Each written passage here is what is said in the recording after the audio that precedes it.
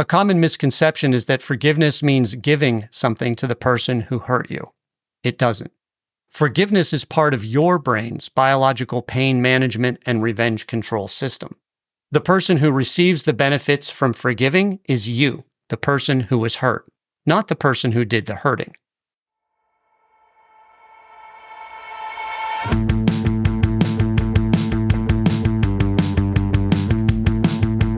Good morning. I'm your host, Michael Kovnat, and this is the Next Big Idea Daily, quick masterclasses from the best new nonfiction in under 15 minutes.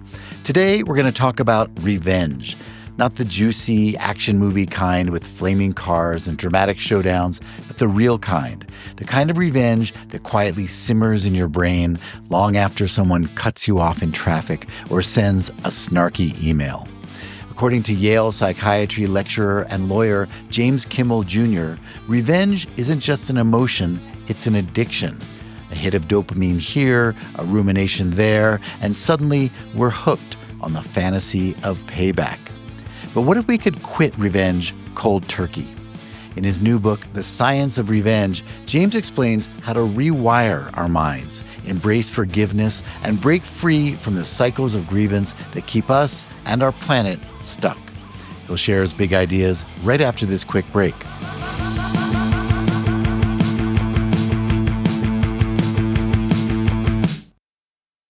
From LinkedIn News, I'm Leah Smart, host of Everyday Better, an award-winning podcast dedicated to personal development. Join me every week for captivating stories and research to find more fulfillment in your work and personal life. Listen to Everyday Better on the LinkedIn Podcast Network, Apple Podcasts, or wherever you get your podcasts.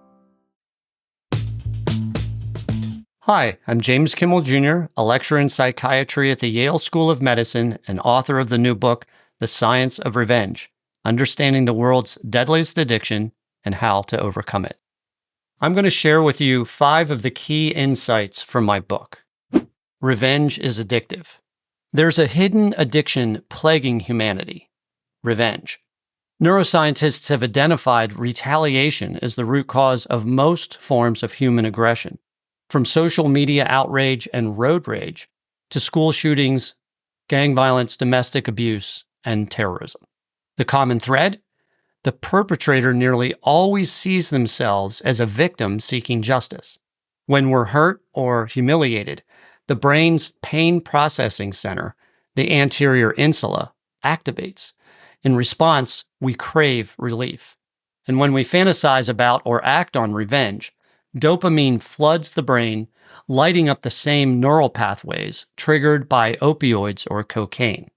But instead of intoxication, we crave payback. Like any addictive behavior, the high is short-lived and followed by more pain. And the more we ruminate on a grievance, the stronger the cravings become.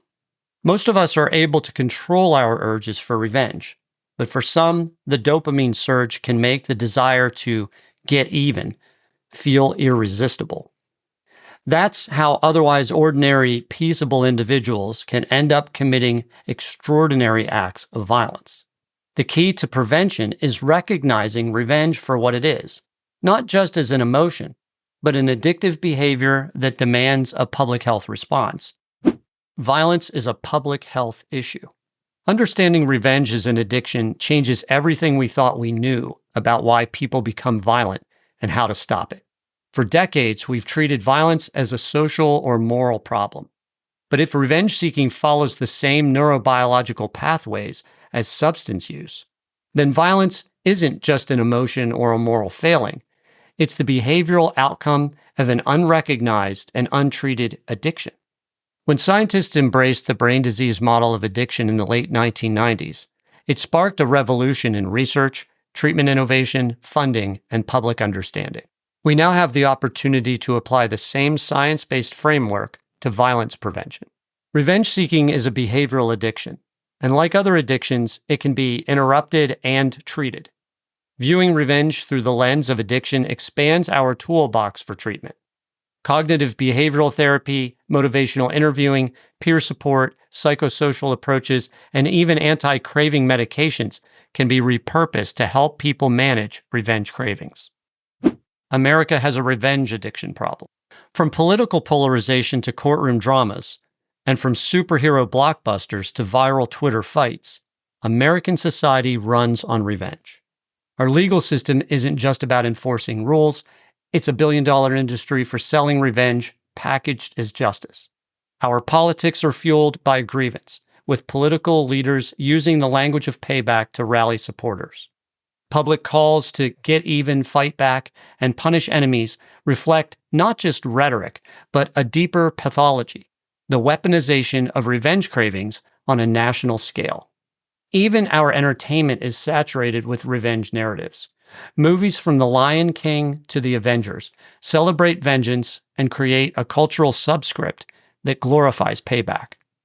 Meanwhile, social media platforms serve as digital revenge machines, propagating grievances, cueing outrage, and rewarding public shaming with dopamine hits. When these cycles of grievance and retaliation become cultural norms, the result is a society trapped in a feedback loop of addictive violence. To recover, we need to tell new stories that center on healing, not harm. How to unlock the superpower of forgiveness. Forgiveness often gets framed as a moral virtue, something good people do when they're feeling generous. But now, modern neuroscience is confirming what spiritual wisdom has taught for centuries. Forgiveness is not just spiritually liberating, but neurologically healing. Brain scan studies show that simply imagining forgiving a grievance deactivates the brain's pain network, deactivates the pleasure and craving circuitry of revenge craving, and activates the prefrontal cortex of executive function and self-control. Research also shows that forgiveness reduces symptoms of stress, anxiety, PTSD, and even physical conditions like high blood pressure, pain, and insomnia. A common misconception is that forgiveness means giving something to the person who hurt you. It doesn't. Forgiveness is part of your brain's biological pain management and revenge control system. The person who receives the benefits from forgiving is you, the person who was hurt, not the person who did the hurting. You don't even have to tell the person who hurt you that you've forgiven them to receive these benefits. And you certainly don't have to overlook or condone their behavior. Forgiveness is a process that happens inside your brain. Refusing to forgive, under the belief that you're somehow denying a gift to the person who hurt you, achieves little more than denying yourself the healing you need. That's a self-inflicted tragedy. Within the biology of the human brain, the person who receives the greatest gift from forgiving is you, the forgiver. The courtroom of the mind. Before we take revenge in the real world, we often rehearse it in private, inside what I call the courtroom of the mind. This is where we hold imagined trials of the people who hurt us. We play every role: victim, prosecutor, judge, jury, even executioner. We summon evidence, hand down a sentence, and fantasize about carrying it out. Most of us, good, normal people, are routinely putting the people who offend and mistreat us on trial inside the busy courtrooms of our minds. But these internal trials can have real life and death consequences. At their conclusion, we will choose whether to carry out our sentences in the real world. If we hope to secure personal and communal peace, harmony, and prosperity, and reduce rage, violence, and aggression in all forms, we must learn to win the trials taking place inside our minds. Thank you, James. All right, everyone, you can get a copy of The Science of Revenge using the link in the episode notes.